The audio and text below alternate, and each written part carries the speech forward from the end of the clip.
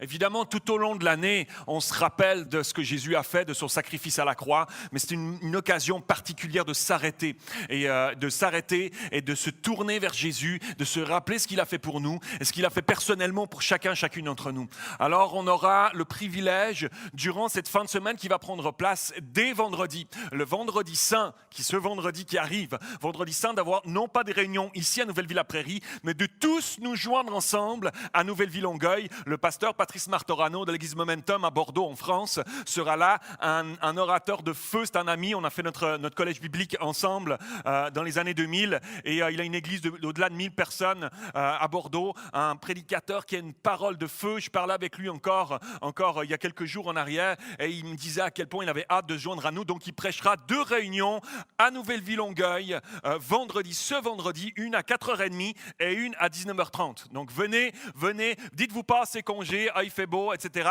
On va rencontrer Jésus en famille, tous ensemble à Nouvelle-Vie. Et j'aimerais voir Nouvelle-Ville-la-Prairie en nombre à Nouvelle-Ville-Longueuil. On va tenter de se mettre dans un coin tous ensemble et on va montrer qu'on chante fort. On va montrer qu'on adore le Seigneur fort. On va montrer qu'on est là et qu'on aime Jésus ensemble en famille avec Nouvelle-Ville-Longueuil. Et on aura le privilège d'avoir Patrice Martorano, le pasteur Patrice Martorano, ici avec nous le dimanche matin de Pâques, dimanche prochain. Alors notez bien ces dates, vendredi saint à 4h30 ou à 7h30, pas du matin évidemment, l'après-midi et dimanche matin ici à Nouvelle-Ville-la-Prairie. J'ai hâte de porter le message que Dieu a mis sur mon cœur pour nous ensemble ce matin et j'aimerais vous emmener dans une histoire. On est dans notre série Vision et on est dans le livre des Actes et j'aimerais vous apporter l'histoire, vous raconter l'histoire ce matin de 2 personnages. C'est un couple. C'est un couple, un homme et une femme qui sont racontés dans la parole de Dieu, dans le livre des Actes, un couple dont j'aimerais vous raconter l'histoire parce que je crois que c'est une histoire clé, une histoire qui va nous rejoindre ensemble, qui va nous rejoindre personnellement, mais qui va nous rejoindre aussi en tant qu'Église ici à Nouvelle-Ville-la-Prairie ce matin. Une histoire clé pour notre temps aujourd'hui où la famille est attaquée, où les couples sont attaqués. Dans le monde dans lequel on vit aujourd'hui, c'est pas facile de rester en couple. C'est pas facile d'avoir une famille soudée. C'est pas facile de garder nos enfants dans les valeurs qui sont les nôtres, les valeurs de la parole de Dieu. C'est pas évident, c'est pas facile. Le couple et la famille sont attaqués. Et je crois qu'il y a des histoires clés qui nous donnent des clés, qui nous donnent des moyens, en lisant la parole de Dieu, de pouvoir évoluer, de pouvoir grandir dans la construction de nos couples et dans la protection de nos familles, je le crois pertinemment. Et l'ennemi attaque. L'ennemi, s'il arrive à faire chuter les couples, s'il arrive à affaiblir les familles, s'il affaiblit les familles, il va réussir à atteindre l'Église. S'il affaiblit les familles, il arrive à atteindre l'Église, l'épouse de Christ, qui est notre famille, tous ensemble. Qui nous sommes, une famille des frères et sœurs, d'horizons si différents, le miracle, le mystère de l'union. Tous ensemble, unis par l'Esprit de Dieu. Extraordinaire.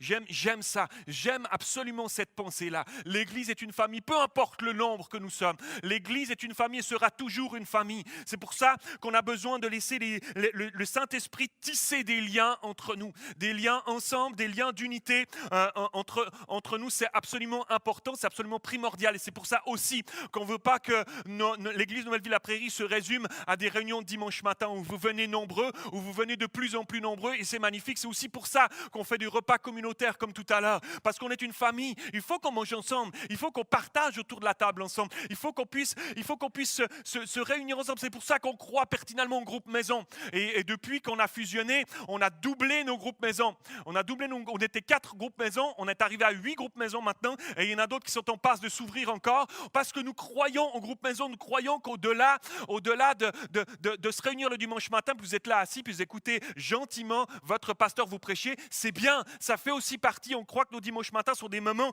où on se tourne autour de la parole et alors que le prédicateur a préparé une parole, cette parole peut déverser dans nos vies comme un encouragement, comme un boost pour la semaine, comme une nourriture dont nous avons besoin. Mais c'est au-delà de ça, la famille c'est au-delà de ça. La famille c'est au-delà de ça et c'est pour ça qu'on croit à tous ces événements qui prennent place et qui vont prendre place encore dans l'année 2018, des nouveautés dont on vous parlera, que Dieu est en train de faire au milieu de nous et qui va développer au milieu de nous pour créer la cohésion, pour créer le ensemble, pour créer créer l'unité entre nous pour que l'Église devienne selon le cœur de Dieu de plus en plus et que le monde voit. Alors, que le monde voit la différence. Que le monde voit la différence. Amen. Alors, j'aimerais vous dire que ce n'est pas pour rien que Dieu vous a mis ensemble, monsieur, madame. Ce n'est pas pour rien. Ce n'est pas pour rien qu'il vous a unis. Ce n'est pas pour rien qu'il vous a donné des enfants. Qu'il a fait de vous une famille. C'est pour plus. Dieu vous a unis, et c'est le titre de mon message, ensemble pour plus. Dieu vous a unis, ensemble pour plus, dans nos couples, dans nos familles, mais ensemble pour plus aussi ici dans l'Église, dans notre famille de l'Église. Alors, je prie ce matin que Dieu ouvre notre esprit, que Dieu ouvre notre entendement pour qu'on puisse saisir ensemble la parole de Dieu pour nous ce matin. Amen.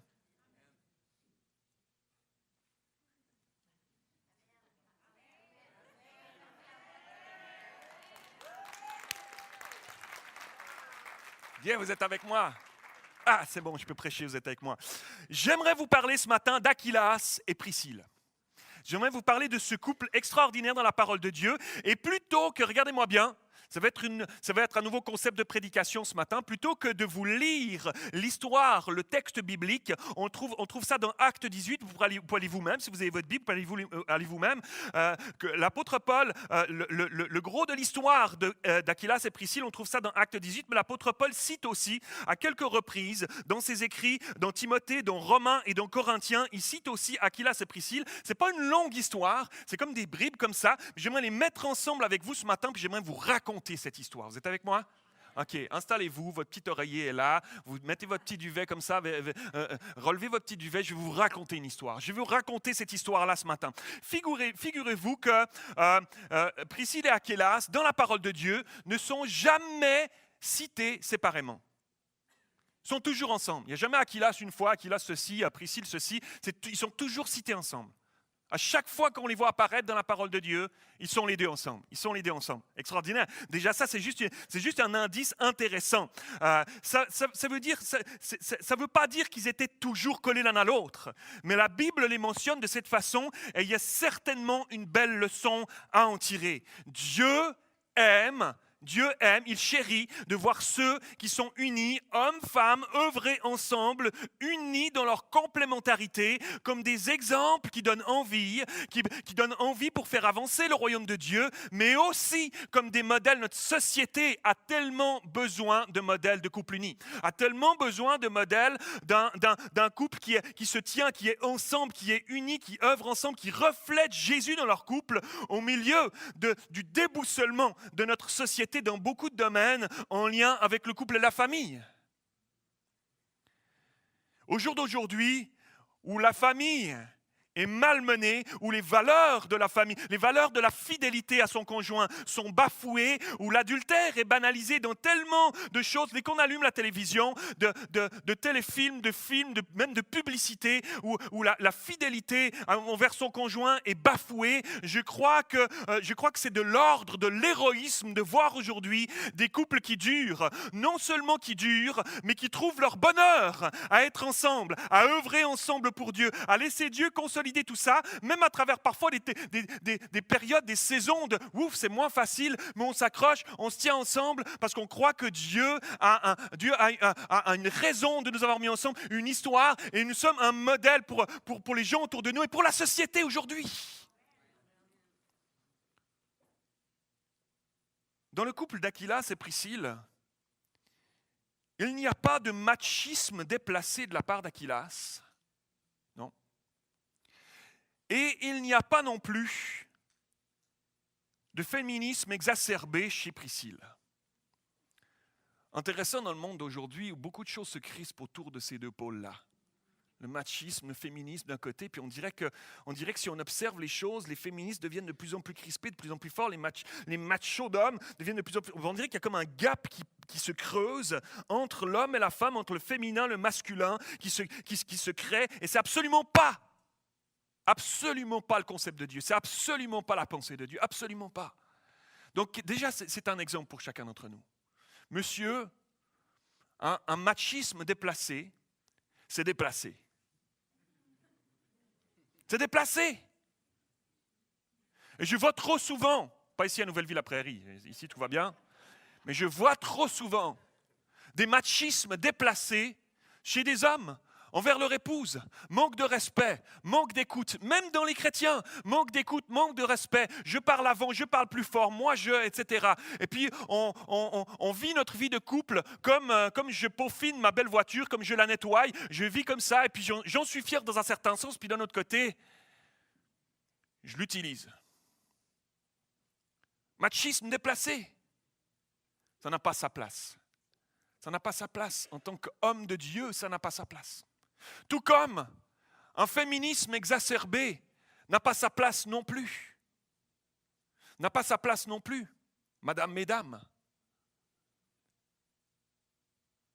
Oui, bien sûr, la question de l'égalité est une vraie question de société aujourd'hui. Et je comprends certains combats. Je comprends certains combats issus, motivés par une blessure féminine de certaines femmes qui peuvent avoir été tellement blessées, humiliées, rabaissées par des machistes, que tout à coup, il y a un féministe qui se lève, puis je ne me laisserai plus jamais faire. Oui, tu as raison de ne plus te laisser faire.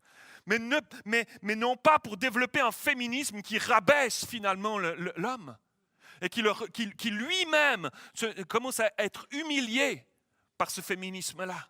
Ça n'a pas sa place. Ça n'a pas sa place. Et dans l'exemple d'Aquilas et de Priscille, on voit un modèle, un exemple, une image d'un couple qui est uni, d'un couple qui a une belle unité de la part du Seigneur. Il y a un couple qui se respecte, qui est différent. On va le découvrir ensemble. Vous êtes d'accord avec moi? C'est parti. Les premières mentions d'Aquilas et Priscille se trouvent dans Acte 18, je l'ai dit, et je vous raconte cette histoire. En tout cas, un bout de leur histoire, on ne connaît pas tout, mais on a des choses précises et puis on peut deviner entre les lignes un certain nombre de choses. Priscille et Aquilas vivaient dans la grande cité de Rome, le centre de l'Empire romain, en Italie. Et c'était vraiment le centre du monde, pour ne pas dire le nombril du monde à cette époque-là. Et l'historien Suétone, qui était un historien romain du 1er siècle, a écrit ceci à propos de l'ambiance qui se passait à Rome à ce moment-là. Les Juifs provoquaient des tumultes en raison d'un certain Christus. Christ, Jésus-Christ. Il y avait un tumulte qui était là, qui avait pris place au milieu de cette ville de Rome, un tumulte. Et on voit cet historien qui en parle déjà, on retrouve ça dans les archives d'histoire. Ce qui était en train de se passer, c'est que des Juifs convertis à la foi chrétienne, à la foi en Jésus-Christ, étaient remontés depuis Israël. Et l'évangile, alors que l'évangile était en train de se répandre, ils étaient remontés jusqu'à Rome avec cet évangile-là, avec cette bonne nouvelle, avant même que l'apôtre Paul lui-même ne mette les pieds quelques années plus tard à Rome. Ça l'avait déjà précédé à Rome. L'évangile était arrivé là. Mais cet évangile qui annonçait Jésus comme le Messie, qui est venu sauver non seulement le peuple d'Israël, mais aussi toute l'humanité. C'était une révolution et ça semait le trouble parmi la population juive de Rome, parce qu'il y avait des Juifs qui étaient en exil à Rome, encore à ce moment-là, une population juive qui était là, et ça semait le trouble et ils étaient perturbés par cette pensée. Et ce trouble était tellement fort parmi eux que ça a mené du tumulte jusque dans la ville de Rome et c'est remonté jusqu'aux oreilles de l'empereur. Imaginez-vous, c'est monté jusqu'aux oreilles de l'empereur romain. Et c'était devenu assez grave, c'était devenu assez sérieux, le tumulte qui était là, à tel point que l'empereur va décider un décret, il va chasser tous les Juifs de la ville de Rome. Imaginez-vous quelques instants. Des gens qui se sont établis là, certains étaient là depuis plusieurs générations, ils s'étaient installés dans cette ville-là, ils avaient fait leur vie, imaginez-vous à leur place. Et tout à coup, parce qu'il y a du tumulte qui est là, du jour au lendemain, comme ça, bam, l'empereur, parce que ça ne va pas comme lui pensait, faites pas d'histoire dans ma ville, je ne tolérerai pas ça. Tout à coup, il émet un décret, et du jour au lendemain, tous les Juifs de Rome n'ont plus le droit d'habiter Rome. Fini, terminé. Chassés, rejetés, repoussés. Waouh! Et par la force s'il le faut. Waouh! Aquilas et Priscille, alors vont devoir fuir Rome.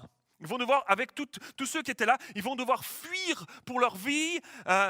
Cette ville où ils habitaient, où ils avaient leurs amis, où ils avaient leur vie qui était là. Ils vont devoir fuir leur maison, leur contexte. Et ils vont se mettre à descendre au sud, jusque dans la ville de Corinthe. Ils arrivent dans la ville de Corinthe, et là, ils vont se mettre à travailler comme ils l'ont toujours fait dans leur métier, qui était le métier de fabricant de tentes. Ils fabriquaient des tentes. Aquilas et Priscille. Ouais. C'était pas le camping Québec, là, mais c'était des tentes de l'époque. Vous savez qu'à l'époque, il y a beaucoup encore du nomadisme, encore des gens qui vivaient sous des tentes. Il y avait un métier qui était là autour où ils fabriquaient des tentes, et Priscille et Aquilas, c'était leur métier. Et de son côté, l'apôtre Paul, lui, avait entamé son deuxième voyage missionnaire. Pendant ce temps-là, il avait entamé son deuxième voyage missionnaire. Il en avait fait un premier. Là, il était dans son deuxième. Il y en aura un troisième encore avant d'aller à Rome, lui-même se joindre à Rome. Il était dans son deuxième voyage missionnaire. Et durant ce deuxième voyage missionnaire, lorsqu'il va revenir de ce voyage, il a fait comme une boucle. Et lorsqu'il va revenir de ce voyage, il revient par Athènes et il passe par la ville de Corinthe pour évangéliser. Voyez-vous ? Il passe par là pour évangéliser, pour parler de donner cette bonne nouvelle. Et il va se passer des choses incroyables dans cette ville de Corinthe, tellement qu'il va s'arrêter 1 an et demi à cet endroit-là. Tellement il se passait des choses, il y avait de l'effervescence, il y avait des gens qui se donnaient au Seigneur. Les gens étaient tellement touchés que l'apôtre Paul, il y avait tellement de choses à faire, il y avait tellement d'effervescence, il s'est dit « Wow, il faut que je reste là ». Il est resté 1 an et demi à Corinthe. Et la Bible nous dit que Paul trouva un peuple nombreux qui attendait le message de l'Évangile et qui s'est mis à croire en Jésus durant son passage, durant cette année et demie qu'il était là. Et le chef de la synagogue de Corinthe, Crispus, si vous vous rappelez bien, et toute sa famille vont se donner à Jésus pendant cette période-là, et tant d'autres. Imaginez-vous, waouh, une effervescence incroyable lorsque l'apôtre Paul était là. Et jusqu'au jour, et durant ce temps d'abord, devinez chez qui l'apôtre Paul a passé, dormait, chez qui il vivait, chez qui il habitait, chez qui il restait. Chez Aquilas et Priscille, absolument. Et oui, c'était un moment divin, c'était une rencontre divine. C'est fou quand même comment Dieu fait, comme le monde est petit, comme on dit. Et il se retrouve à loger chez un couple qui avait le même métier que lui. Comment Dieu fait bien les choses. Il était fabricant de tentes, l'apôtre Paul aussi. C'était son métier. Ça faisait partie aussi de ses habiletés. Et il se retrouve chez Priscille, Aquilas. Parfait, juste le plan de Dieu parfait. Alors ils vont travailler ensemble, la Bible nous dit qu'ils ont travaillé ensemble durant ce temps à fabriquer des tentes. L'apôtre Paul travaillait, avait besoin d'argent aussi, il ne voulait pas être à charge de l'Église. Alors il fabriquait des tentes tout en évangélisant, tout en construisant les bases de l'Église nouvelle de Corinthe. Et Paul va profiter aussi de ce temps-là avec Aquilas et Priscille pour les enseigner sur la parole de Dieu. Eux, ils venaient du judaïsme, ils avaient besoin de comprendre, ils avaient besoin d'avoir un redressement dans un certain nombre de choses qu'ils n'avaient pas compris. Ils n'attendaient pas à ce que ce soit Jésus le Messie. Ils ne s'attendaient pas à ce qu'il vienne comme ça, leur Messie, etc. Ils avaient besoin d'avoir un certain nombre de choses corrigées. Et l'apôtre Paul a pris le temps de leur expliquer les choses, de leur expliquer la parole de Dieu. Ils ont dû faire des immenses progrès dans leur foi, dans leur compréhension de la parole de Dieu et de Jésus en eux durant tout ce temps avec l'apôtre Paul. Jusqu'au jour où il était temps pour Paul de passer plus loin. L'Esprit l'a pressé, l'a poussé à aller plus loin, à propager la bonne nouvelle, à aller semer ça ailleurs. Et il va rejoindre la ville d'Éphèse, mais il va dire, je ne vais pas tout seul. Hey, Aquilas, Priscille, vous ne voulez pas venir avec moi? Venez avec moi. Vous allez m'être utile pour le ministère. Venez avec moi. Waouh! Quel chemin parcouru dans la vie d'Aquilas et Priscille. L'apôtre Paul leur dit, hey, venez avec moi. J'ai besoin de vous. Venez avec moi. Waouh! Répandre l'Évangile. Semer la bonne nouvelle, annoncer qui Jésus est, voir Dieu à l'œuvre, voir Jésus transformer des vies, voir le Saint-Esprit toucher les cœurs. Waouh! L'apôtre Paul nous demande d'aller avec lui. C'est ce qu'ils vont faire. C'est ce qu'ils vont faire. Ils vont arriver à Éphèse, et là, l'apôtre Paul va rester un certain temps, mais lui va continuer son voyage à Césarée, retourner à Jérusalem et Antioche pour fortifier les frères et sœurs qui avaient découvert Jésus à travers son témoignage et son premier voyage. Lui va partir, et Aquilas et Priscille, eux, vont rester à Éphèse. Ils vont rester à Éphèse, et là, ils vont faire la rencontre d'un homme. À Éphèse, Aquilas et Priscille vont faire la rencontre d'un homme. Cet homme s'appelait Apollos. Et cet homme, Apollos, c'était un homme qui était zélé. C'était un homme qui était rempli d'enthousiasme. C'était un homme qui avait le feu et il prêchait avec force et persuasion, nous dit la parole de Dieu. Il prêchait partout autour de lui dans la ville d'Éphèse. La bonne nouvelle. Mais il connaissait que le baptême de Jean-Baptiste. Apollos ne connaissait que le baptême de Jean-Baptiste. Ça voulait dire qu'il n'avait pas encore découvert le témoignage de Jésus le Messie, crucifié, ressuscité, qui lave les péchés de ceux qui l'accueillent dans leur vie et qui vit en eux par son esprit. Il n'avait pas encore découvert ça. Le baptême de Jean-Baptiste était juste un baptême de repentance. C'est déjà pas mal. Jean-Baptiste, il prêchait, c'est une voix qui criait dans le désert. Et il prêchait, repentez-vous, préparez le chemin de celui qui vient après moi. C'était Jésus qui allait arriver après lui. Et lui, il préparait le chemin dans les vies comme on laboure un champ. Il préparait le chemin dans les vies, repentez-vous. Et les gens venaient, et puis il les baptisait dans le Jourdain, Jean-Baptiste, parce que les gens se repentaient, ils se rendaient compte qu'ils avaient du péché dans leur vie, ils se rendaient compte qu'ils avaient des choses qui ne jouaient pas, qui n'allaient pas. Il y a quelque chose qui ne va pas dans ma vie, il faut que je règle ça, ça ne se peut pas. Alors, ils allaient vers Jean-Baptiste, et Jean-Baptiste prêchait, et les gens avaient une conviction de péché, ils avaient envie de se repentir, et il les plongeait dans l'eau comme un baptême de repentance, repens-toi. Mais il manquait encore quelque chose, il manquait l'essentiel, il manquait que Jésus n'était pas encore mort et ressuscité à ce moment-là. Il fallait attendre que Jésus donne sa vie, sacrifie sa vie, pour que non seulement on passe de la repentance de nos péchés, mais à la vie nouvelle, par la résurrection, l'esprit de la résurrection que Jésus nous transmet encore aujourd'hui, l'esprit de la résurrection qui nous vivifie, qui nous donne la vie aujourd'hui. Alors Apollos n'avait pas compris ça encore. Il n'avait pas compris ça encore. Et ça ne veut pas dire que ce qu'il disait c'était faux. Mais il manquait un bout. Il manquait l'essentiel. Alors, Aquilas et Priscille vont le prendre chez eux. Suivez-moi bien. Ils vont le prendre chez eux. Et ils vont le prendre chez eux à la maison. Quel beau signe d'amour de ne pas le reprendre devant tout le monde. Ils auraient pu dire, c'est faux ce que tu fais. Hey, toi, là, viens voir ici, on va t'expliquer. Là. N'importe quoi, là. Oh, arrête de parler comme ça. Hey, il te manque l'essentiel. Qu'est-ce que tu fais? Nous, on a l'essentiel, là. Assieds-toi quelques instants, laisse-moi le micro, puis je vais expliquer qu'est-ce que c'est la vraie histoire. T'sais. Non, ils le prennent chez eux. Hey, Apollos, t'es tellement zélé, c'est génial. Waouh, on sent ton feu, là. Il y a quelque chose qui t'habite. Tu aimes Dieu de tout ton cœur. Viens chez nous, on t'invite à manger, là. Puis autour du repas, on va t'expliquer 2-3 petites choses. On va t'expliquer 2-3 choses. On a des bonnes nouvelles à te raconter. Il y a plus encore. Il y a plus encore pour toi. C'est génial la repentance, c'est super de prêcher ces choses-là, c'est super de reprendre le message de Jean-Baptiste. Jean-Baptiste est un zélé, mon ami. Là. C'était le prophète, Jésus l'a dit lui-même, il n'y a pas eu plus grand prophète que lui, ni avant ni après. Il n'y a pas eu plus grand que lui. Waouh, une voix qui criait dans le désert. Jean-Baptiste dira que tu grandisses et que je diminue. Waouh, il dira l'épouse est à l'époux. Il dira, ouais, il avait un message incroyable, puissant. Les gens venaient dans le désert, imaginez-vous Jean-Baptiste, il est habillé avec des peaux de chameau. Imagine quelques instants. Peau de chameau, tu visualises le chameau, tac, tac, deux bosses, et hop, peau de chameau, hein? T'es habillé de peau de chameau. À cette époque-là, c'était peut-être la tendance, mais je ne crois pas vraiment quand même. Il est habillé de peau de chameau, il vivait dans un désert, il se nourrissait de quoi? Ok, vous êtes avec moi, ça va. Il se nourrissait de sauterelles. Qui a déjà mangé des sauterelles ici dans cette salle?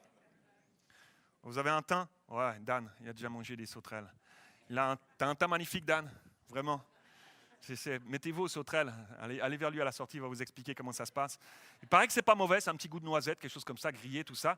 Mais il mangeait des sauterelles, il était en forme quand même. Les gens venaient dans le désert rejoindre, pas parce qu'ils mangeaient des sauterelles, puis ils étaient intéressés par la gastronomie sauterellistique, là, mais c'est parce qu'il avait un message, c'est parce qu'il avait une parole, c'est parce qu'il y avait une puissance qui était là. Et Apollos avait cet esprit-là, il avait hérité de ces choses-là, et il annonçait avec force et puissance la parole de Dieu, nous dit le texte. Incroyable. Il annonçait avec force et puissance, mais il manquait quelque chose. Et j'aime l'attitude d'Aquilas et Priscille. J'aime leur amour. J'ai pris de tout mon cœur que cet amour-là souffle au milieu de nous, sur chacune d'entre nous, parce qu'on n'est pas différent d'Aquilas et Priscille. Ils n'étaient pas différents de nous. On a besoin de laisser l'amour de Dieu nous envahir pour nous aussi développer un amour pour notre prochain. Hey, il te manque quelque chose. Hey, oui, tu es en train de vivre un petit quelque chose, mais j'ai une bonne nouvelle. Il y a plus pour toi. Qu'on puisse chacun se laisser ce matin saisir par l'Esprit de Dieu, parce qu'il y a plus pour nous.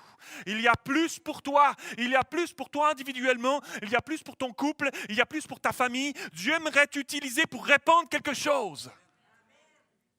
Alléluia. Le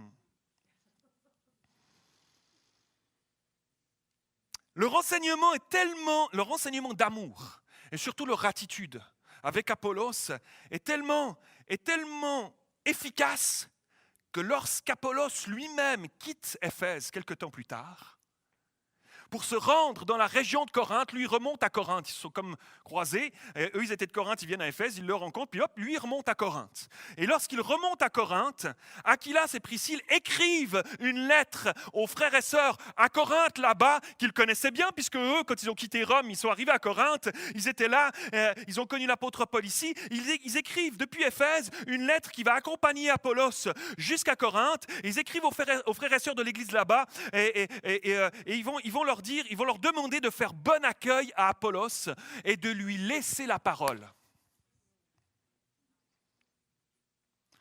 Moi, je les comprends pleinement.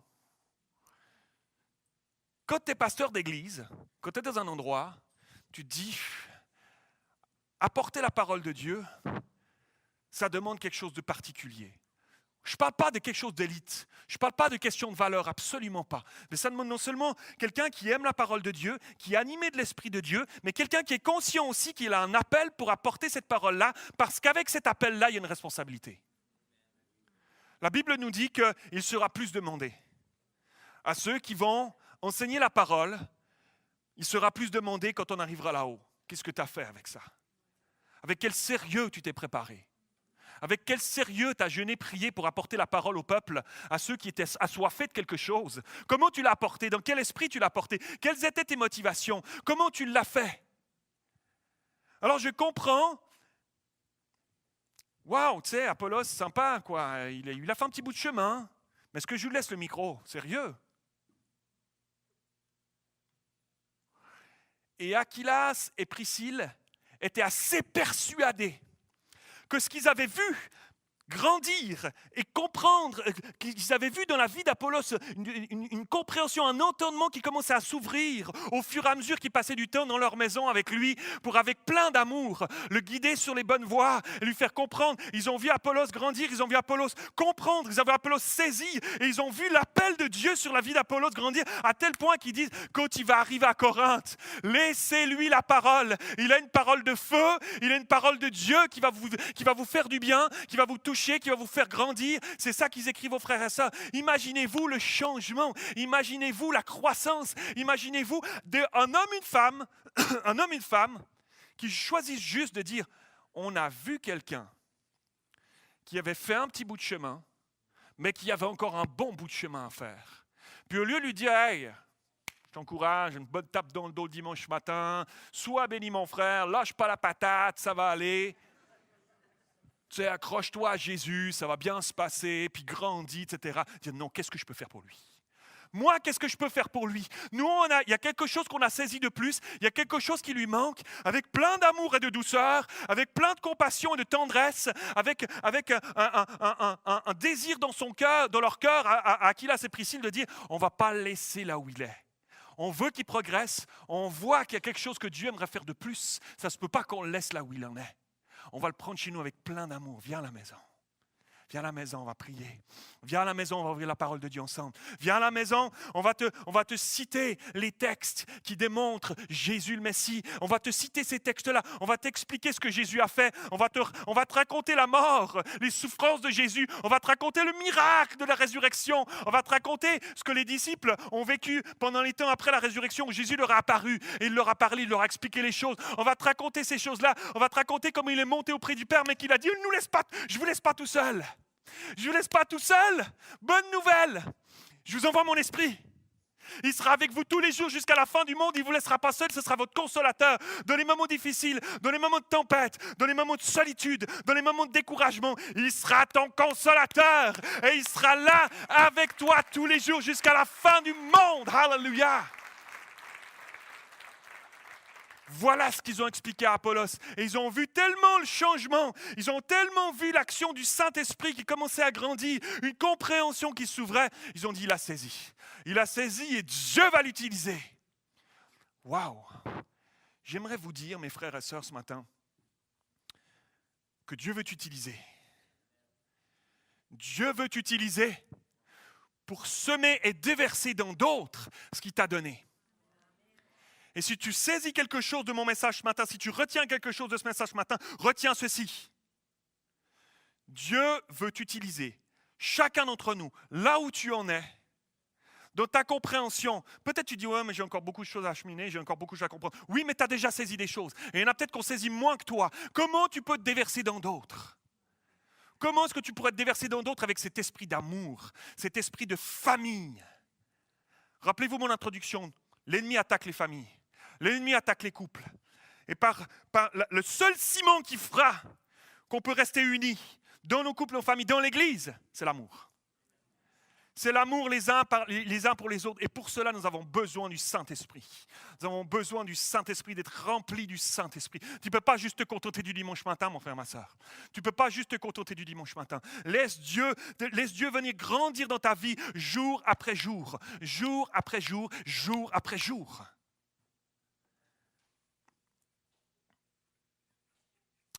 La Bible nous dit, on trouve ça dans le verset suivant. Bip. Acte 18, 27. Dès son arrivée là-bas, il fut, Apollos, par la grâce de Dieu, d'un grand secours pour les croyants quand il est arrivé à Corinthe. Car il réfutait avec vigueur, au public, les arguments des Juifs. C'est de là qu'il venait, lui. Il avait compris. Il y avait un déclic, il avait saisi. Il réfutait avec vigueur les arguments des Juifs et démontrait par les Écritures la parole de Dieu. Il les avait saisis. Le Saint-Esprit s'était révélé à lui, lui avait montré dans la parole de Dieu à travers Aquilas et Priscille, à travers tout ce temps d'amour qu'ils avaient passé ensemble. Le Saint-Esprit lui avait démontré la vérité de la parole de Dieu. Il leur démontrait par les Écritures que Jésus est le Messie. Waouh! Quel changement, gloire à Dieu! Quel changement, waouh! Waouh! Suite à ça, on perd un peu le fil des pérégrinations de Priscille et Aquilas. Mais on retrouve dans certaines salutations de l'apôtre Paul, dans les épîtres, qu'ils sont retournés à Rome. Ils sont remontés à Rome. Waouh! Ils sont remontés à Rome et ils accueillent à ce moment-là des nouveaux chrétiens chez eux, à la maison, pour vivre l'église naissante à Rome. L'église des premiers temps à Rome, c'est extraordinaire. Extraordinaire. Waouh! Quelle belle histoire! Quelle belle histoire! Et j'aimerais retirer 3 points ce matin, rapidement. 3 points, 3 leçons aujourd'hui de cette histoire d'Aquilas et Priscille. Vous la relirez cet après-midi tranquillement. Vous vous poserez chez vous à la maison, vous lirez Acte 18 et les textes qui se réfèrent à Aquilas et Priscille. Mais premièrement, ce matin, j'aimerais vous laisser ceci. Ensemble, pour plus, dans mon message, ensemble, premièrement, face aux épreuves de la vie. Ensemble, face aux épreuves de la vie. Vous voyez de quoi je parle? Les épreuves de la vie. Qui n'a pas traversé des épreuves? Qui n'a pas traversé des tempêtes? Qui n'a pas traversé des doutes? Qui n'a pas traversé des moments de découragement? Qui n'a pas traversé des vallées dans sa vie? Qui n'a pas? Plus je creuse leur histoire, à Priscille et Aquilas, plus je suis émerveillé de voir comment ils ont gardé le cap. Comme ils ont gardé le cap. Ils se retrouvent au milieu de leur communauté juive de Rome à devoir se positionner pour ou contre cet évangile nouveau de Jésus-Christ le Messie. Et là au milieu, il y a leurs amis, il y a leurs connaissances, certainement leur famille, des gens avec qui ils ont cheminé, évolué au travers des années, des gens qui ont dû les voir grandir, qui ont dû les voir se marier. Les communautés juives de la diaspora sont soudées comme une famille et là, il commence à y avoir des disputes, des tumultes qui sont là, ils se déchirent entre eux à cause de cet évangile. Déjà là, c'est un défi de garder le cap.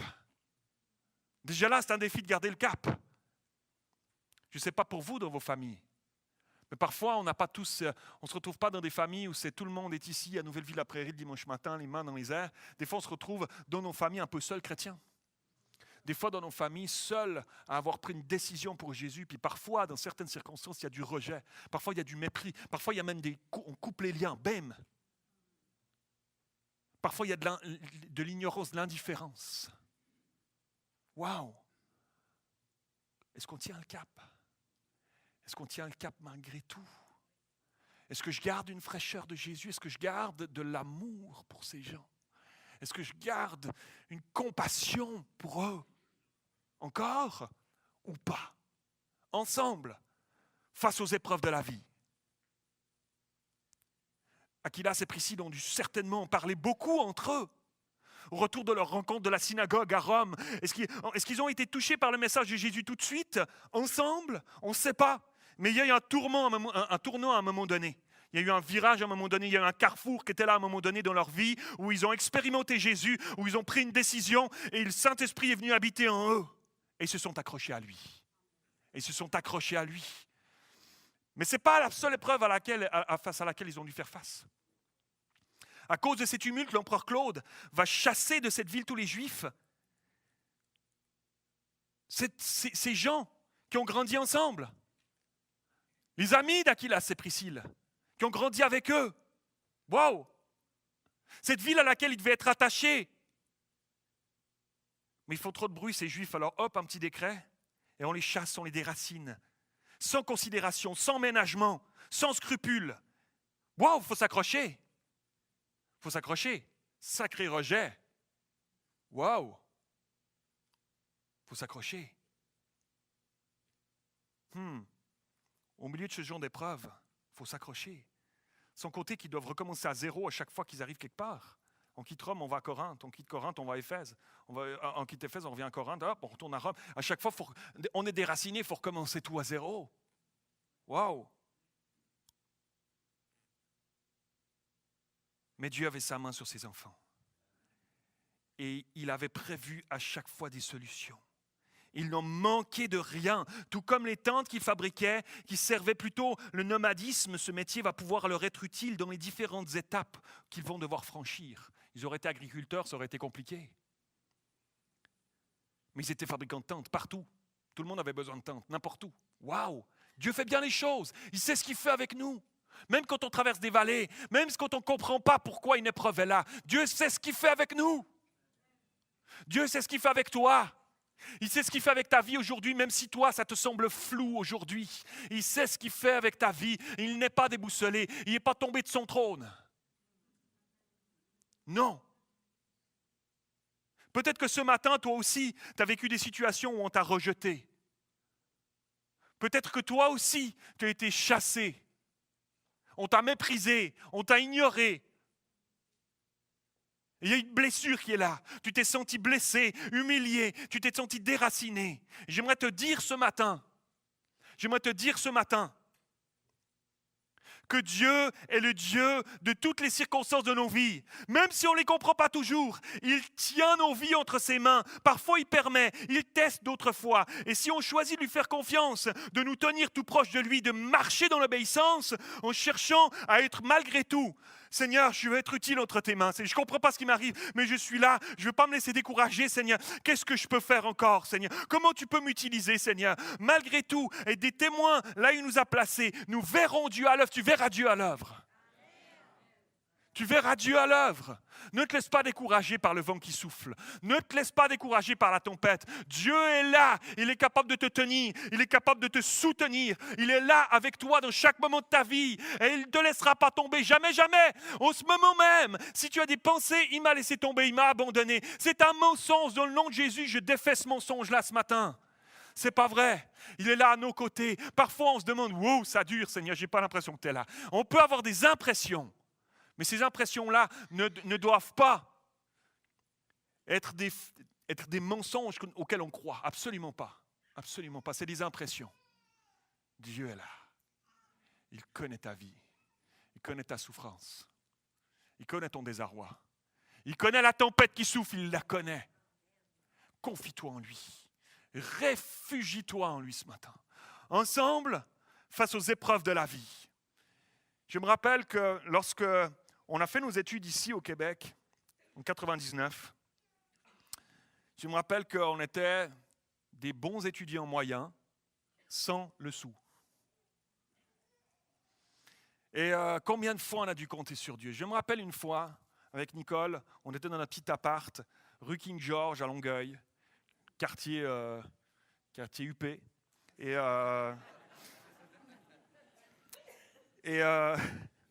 on entendait les sirènes tout le temps, c'était chaud. Et je me rappelle qu'un jour, un soir, c'était l'heure du souper, c'était l'heure du repas, et puis on met la table, on ouvre le frigo, puis il n'y a rien dans le frigo. Et puis il n'y a rien dans le frigo. Savez-vous quoi? Il y a 2 choix devant nous. 2 choix devant nous. Premier choix, Seigneur, on a tout sacrifié pour toi. J'ai laissé ma famille, mon pays, j'ai laissé mes parents, j'ai laissé mes frères et sœurs, j'ai laissé mes cousins, j'ai laissé notre situation, j'ai laissé une carrière, j'ai laissé tout, Seigneur, pour venir ici avec mon épouse, sans le sou ici, pour te servir, pour se former pour toi, parce que tu nous appelles, Seigneur. Et puis là, qu'est-ce que tu fais? Nous, tes enfants, tu nous laisses tomber comme ça.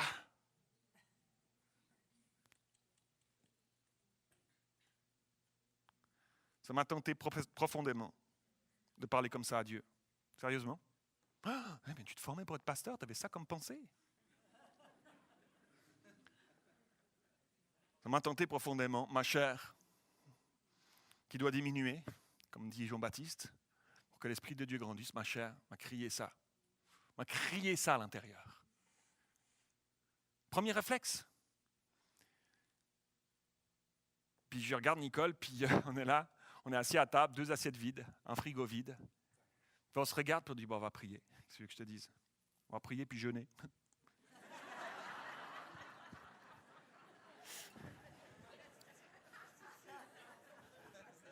On a saisi l'occasion.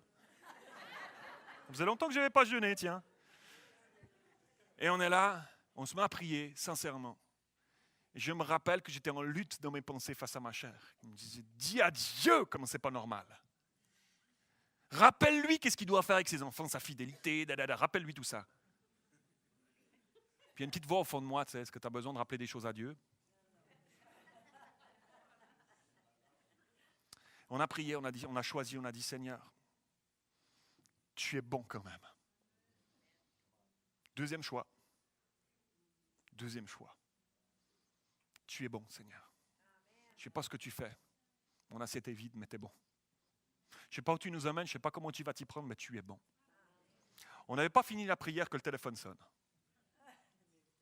Le téléphone sonne, une sœur de l'église, Nouvelle Vie, qui appelle, qui nous dit « Hey Mathieu, comment ça va ?»« Oui, ça va bien, on est en train de jeûner et prier. »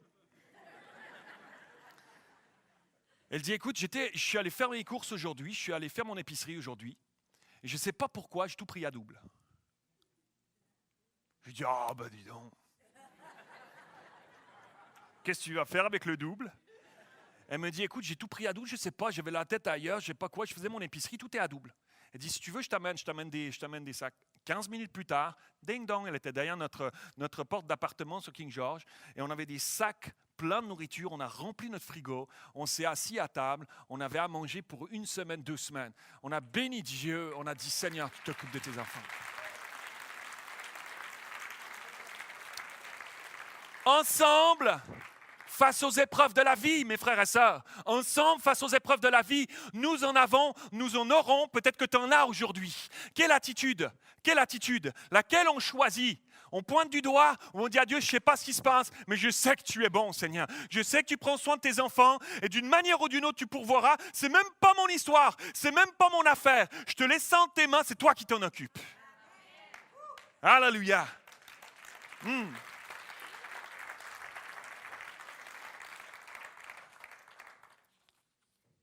Deuxièmement, vous êtes là, vous avez du temps, 3 heures cet après-midi, on termine à peu près. Deuxièmement, ensemble, face à la peur, ils n'ont pas honte de l'Évangile. Ils n'ont pas honte de l'Évangile.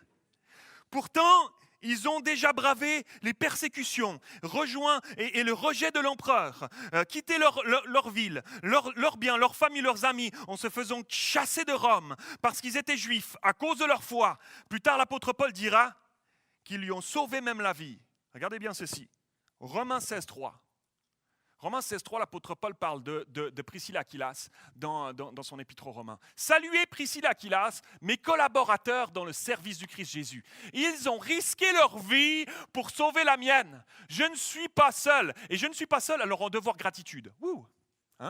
C'est aussi le cas de toutes les églises des pays païens. Un couple, 2 personnes, qui choisit de se mettre au service du Seigneur et d'aimer son prochain, et d'investir dans son prochain. Waouh! Ça sauve des vies.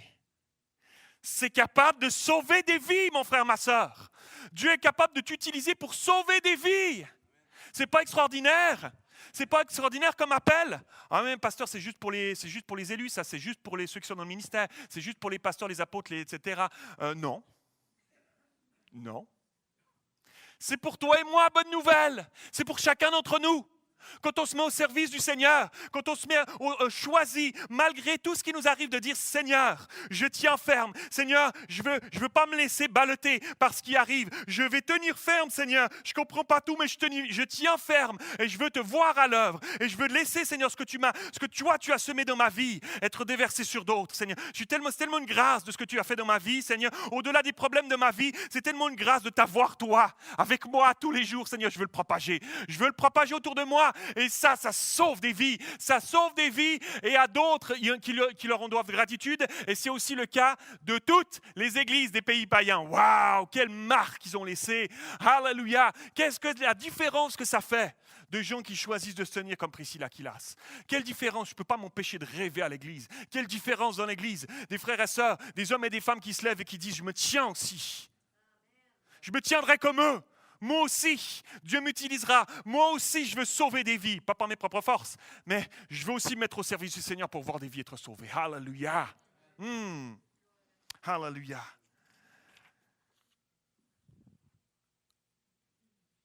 À ce stade du message, en préparant, je me suis arrêté quelques instants sur ma vie.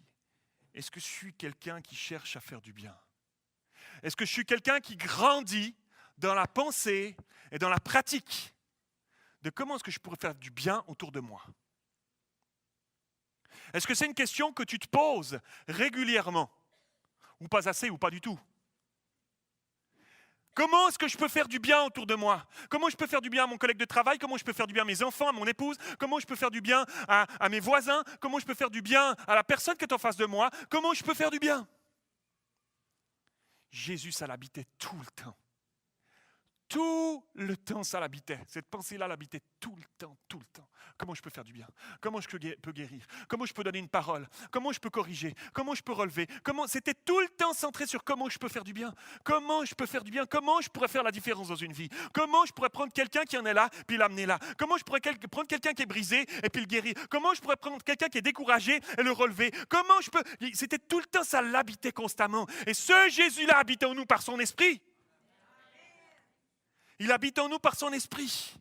Est-ce que je suis quelqu'un qui bénit ou plutôt quelqu'un qui maudit facilement? Comment est-ce que je peux faire du bien? Il y a 2 jours en arrière, vendredi, dans une ville de France qui s'appelle Carcassonne, un fou, un terroriste, a décidé avec des armes de rentrer dans une voiture, tuer un des deux, bam, blesser l'autre, prendre l'auto, partir plus loin, à quelques villages de là, à Trèbes, et arriver dans un petit village, il rentre dans un supermarché, un style Super C français, et il rentre dans un supermarché là, et commence à tuer des gens autour de lui, bang, bang, bang.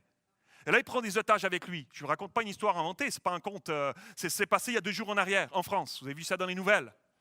Et là, il arrive, et cet homme-là va prendre dans le supermarché, il va prendre des otages. Il va prendre des otages, puis il veut libérer un terroriste qui est en prison, etc. Il prend des otages, puis il menace leur vie.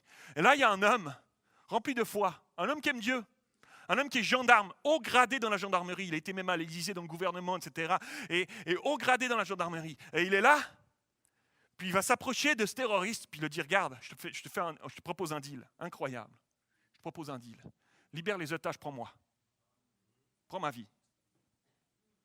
Et c'est ce qui s'est passé. Le terroriste a libéré tous les otages et il l'a pris lui. Et ils vont tout essayer, puis là, le GIGN français est arrivé, c'est le service, les spécialistes de ce genre de situation, services spéciaux de commando, de police, comment? SWAT. Ainsi soit-il. Et donc, ils arrivent et puis ils ont pris d'assaut le supermarché. Ils ont abattu le terroriste. Mais malheureusement, entre deux, le terroriste a réussi à shooter ce gendarme. Il est allé d'urgence à l'hôpital, mais là, il vient de perdre sa vie hier. Waouh! Arnaud Beltrame. Ouais, une femme, 2 enfants.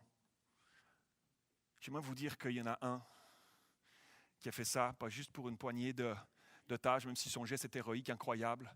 Il y en a un qui a fait ça pour l'humanité entière. Jésus. Il a dit, Satan t'avait pris du monde en otage. T'avais pris du monde en otage. Tu pensais que tu avais gagné la bataille, mais moi je vais prendre la place. De tous ces otages-là, je vais prendre la place, je vais aller sur la croix. Je vais prendre cette place-là, moi. Je vais donner ma vie, puis je vais sauver. C'est tous ceux qui choisiront de passer par moi, ça leur donnera la vie. Waouh!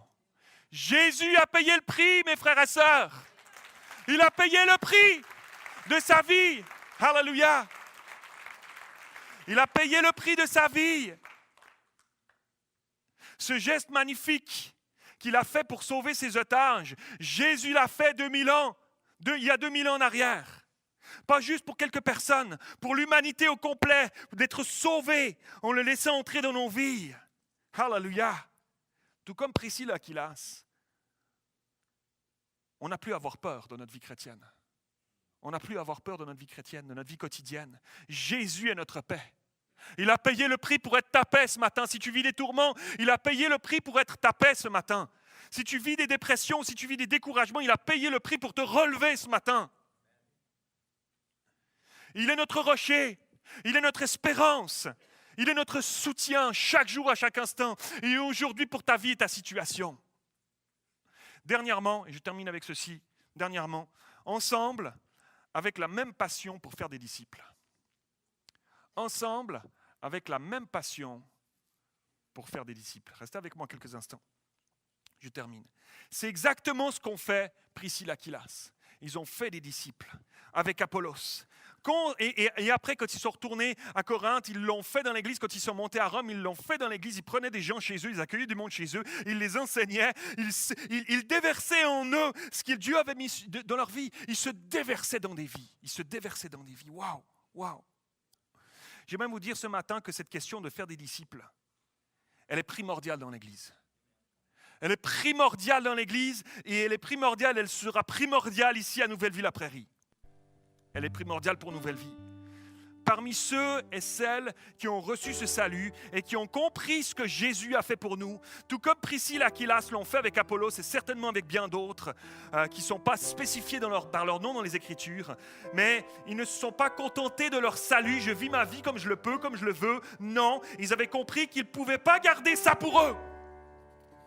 Tu ne peux pas garder ça pour toi. C'est comme un feu, c'est comme une passion, un sens de cette responsabilité qu'on a. Dieu a fait quelque chose dans ma vie, j'ai une responsabilité de le propager, de le donner à quelqu'un d'autre, de propager ça, de redonner, de redistribuer à notre tour ce que Dieu a fait dans notre vie. Faire des disciples. Nous ne serons pas une église qui feront juste nous faire du bien entre nous le dimanche matin. Non. Si vous êtes chrétien depuis un certain temps et que vous venez le dimanche et que vous en avez fait des camps, que vous avez fait des voyages missionnaires, que vous avez fait des séminaires, vous avez fait des conventions, vous avez fait des formations, etc. et que vous ne savez pas quoi faire après tout ça, faites des disciples. Déversez-vous en d'autres. Déversez-vous en d'autres, redonnez. Si ça doit devenir la quête que vous poursuivez le restant de votre vie, alors faites-le, c'est la plus belle des quêtes. C'est la plus belle des quêtes, faites-le. C'est à cause de ça que Dieu désire que nous nous appliquions. C'est à cela que Dieu désire que nous appliquions. C'est exactement à ça, redonner. C'est tellement un principe divin, c'est tellement comme Dieu est lui-même. Un Dieu de multiplication qui redonne. Qui redonne encore. Il l'a fait avec son Fils unique. Il nous a donné cette grâce que nous ne méritons pas. Il nous a donné son Saint-Esprit. Il nous a donné ses dons. Il nous a donné l'armure du chrétien. Il nous a donné sa paix. Je vous donne ma paix. Je donne pas comme le monde donne. Je vous donne ma paix. Jean 14, 27. Il nous a donné la vie éternelle. Et on pourrait continuer à l'infini parce qu'il a tout donné. Il a tout donné. Pour qu'on donne aussi à notre tour, pour qu'on redonne à notre tour. Ne soyons pas des chrétiens égoïstes. Il y a beaucoup trop de chrétiens égoïstes qui se contentent de leur salut puis qui ne cherchent pas à redonner. Au secours, mes frères et sœurs. Redonnons, cherche un moyen. Je prie de tout mon cœur ce matin que Dieu te donne un moyen alors que tu vas aller chercher dans la prière. Alors qu'on va terminer aujourd'hui, rentre chez toi Et pose-toi cette question. Qu'est-ce que je pourrais redonner? À qui je pourrais redonner? Seigneur, donne-moi quelqu'un, je veux déverser dans quelqu'un. Je veux déverser dans quelqu'un ce que tu as fait pour moi. Pas des plaintes spirituelles de bons chrétiens bien cananéens qui font des grandes théories sur « Oh, qu'est-ce que la vie est difficile, oh là là, le monde va mal, oh là là, vraiment, on a besoin de Jésus. » Je vous parle d'une passion. Rappelle-toi quand Jésus t'a touché. Rappelle-toi comment Jésus s'est révélé à toi et raconte-le autour de toi et propage ces choses-là. Si tu invites du monde aujourd'hui, si tu invites du monde cette semaine chez toi à la maison, si tu invites du monde à manger chez toi à la maison, si tu vas manger avec quelqu'un, trouve un moyen de raconter ce que Jésus a fait pour toi. Trouve un moyen de raconter ce qu'il a fait dans ta vie. Oui, mais moi, je n'ai pas un témoignage. Moi, je ne suis pas drogué. Moi, je n'ai pas tué quelqu'un. Je n'ai pas fait de prison. Jésus touche chacun d'entre nous. Là où on en est, puis gloire à Dieu pour les personnes qu'il est allé chercher loin dans les bas-fonds. Gloire à Dieu pour ces témoignages-là. Mais gloire à Dieu pour ce qu'il a fait dans ta vie. Gloire à Dieu parce qu'il t'a gardé de la prison, qu'il t'a gardé de la prostitution, qu'il t'a gardé de la drogue, qu'il t'a gardé de toutes sortes de choses. Gloire à Dieu, raconte-le. Raconte-le. Alléluia. Dieu veut utiliser ta vie. Dieu veut utiliser ta vie et je prie de tout mon cœur que nous soyons cette église tournée vers l'extérieur. Que nous soyons cette église tournée vers l'extérieur. Oui, parce qu'on va avoir de plus en plus, et en 2018, on va avoir des événements, on va avoir des choses qui vont nous tourner en tant qu'église vers l'extérieur. Mais avant tout, une église tournée vers l'extérieur, c'est une église dont les membres sont individuellement tournés vers l'extérieur.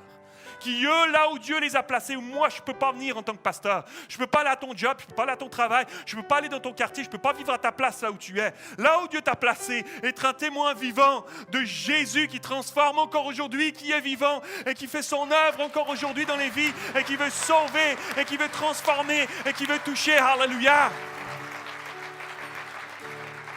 J'aurais plein de choses à vous raconter encore, mais je tranche dans mon message ce matin. On va s'arrêter ici. Moi, je propose simplement qu'on puisse juste se lever ensemble en tant qu'Église.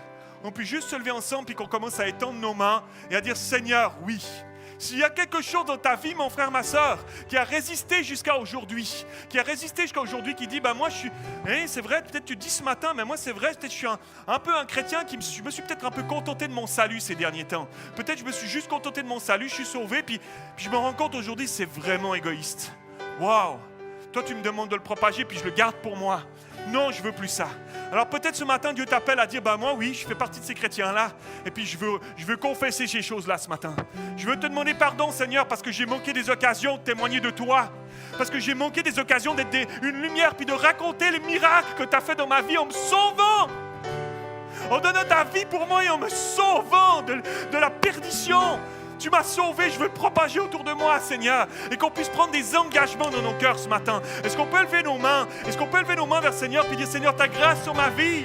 Seigneur, ta grâce sur ma vie, Seigneur. Pardon pour les fois où, Seigneur, je me suis juste contenté de ce que j'avais. Seigneur, je veux, Seigneur, être un témoin vivant de toi, Seigneur. Sers-toi de moi là où tu m'as placé. Utilise-moi, Seigneur. Donne des paroles dans ma bouche, Seigneur. Seigneur, sors-moi de ma timidité. Je ne veux plus avoir honte de l'évangile, Seigneur. Oh, alléluia, Seigneur. Je prie, Seigneur, que tu viennes nous emmener, chacun d'entre nous, Seigneur, dans une étape nouvelle, dans une saison nouvelle dans nos vies, une saison nouvelle où je vais me mettre à prier comme jamais par toi, par ton esprit, au nom de Jésus. Alléluia, Seigneur. Alléluia, Seigneur. Alléluia. On va chanter ensemble, alors qu'on chante ensemble, pense à ça, confesse s'il le faut. Et crie à Dieu pour qu'il vienne te faire briller et briller et briller encore au nom de Jésus. Alléluia. Oh, oh.